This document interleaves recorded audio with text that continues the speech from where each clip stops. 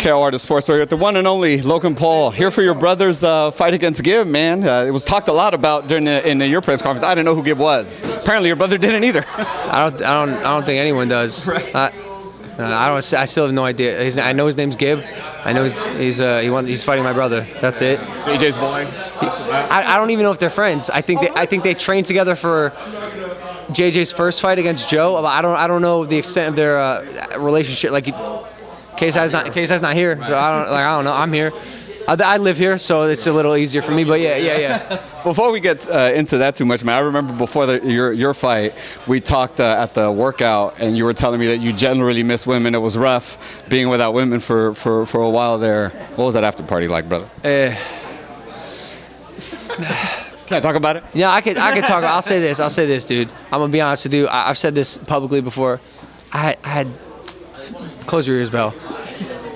I had 2 wet dreams the week of the fight. Like, I fucked myself. Like, I literally fucked myself. The whole idea of like building a batch and like holding out and like saving your testosterone, I blew it twice in the week of the fight. So, man, what can you do? The dessert was not as sweet at the after party because fuck, dude. The dessert was not as sweet. I like that. Well done. I just made it. With this fight, man, no headgear, no like lower gloves, like somebody's getting knocked out. Right. No head guards, 10-ounce gloves. Somebody's getting knocked out. We need Eddie Hearn in here.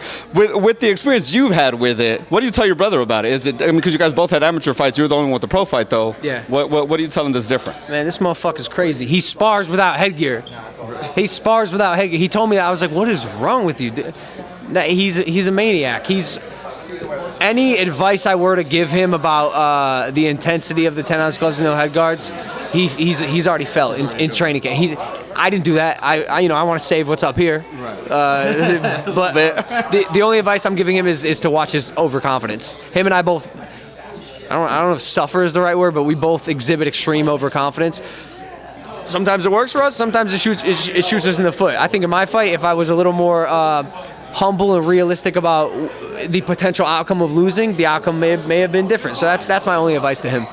Obviously, the AB thing's a big deal. You guys been going back and forth. It took him a while to respond, though. Did you think it was just he wasn't going to respond? Because you put out that interview a minute ago, right? Yeah, so it was an audio interview, Barstool, KFC Radio, that we did in December 22nd.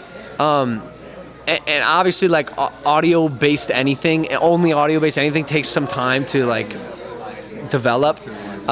So he must have just seen it and I liked the way that the opportunity looked, and we go back and forth on Twitter, and it looks like that the people have an appetite for it. Man, I have appetite for it. I want to see that for sure, man. Especially just being at all your guys' press conferences, how lit they all are. I could just imagine what AB being there. Man, it'd be crazy. Who knows? Man, he's gonna roll up with some. The man's gonna put on a show, and by the way, so do I. Like, fireworks. I was gonna say, you guys don't have beef, but I feel like you're both entertainers. So that press conference, that build-up is gonna be lit. The whole thing's gonna be lit. Yeah. No, there's not real beef right now, other than we just want to both just fucking beat the shit out of each other and see who's better. Like, that's it. And by the way, that's all it takes. I don't think so. KSI and I had real beef, and I think that's what sold the show. I think that's what made it as big as possible. There's 2 internet kids. This is a true crossover event, digital and mainstream, that I think is going to sell itself. So we don't have to go in there slinging. And by the way, it might happen. We might go in there and it might get dirty. We might say some fucked up shit. And exactly, and the fight will sell itself. But it doesn't need to happen for the fight to sell it. Right, for sure. Speaking of you and JJ's beef, is that over, squashed, done with in the past? I don't see why not. Like, I have no problem with the kid. I said it in my tweet, and my narrative stays the same. I'm excited to see what he does next. I'm excited to keep watching him and seeing what he does. I don't know how he feels about me. I also, to be honest, don't really care. Like, I've moved on, next step in my life, which will be bigger than the last. Right. Yeah. That was real cool, by the way. I like that tweet that you put out after. That was the sportsmanship you and I have talked about a lot in fighting. I love that aspect after.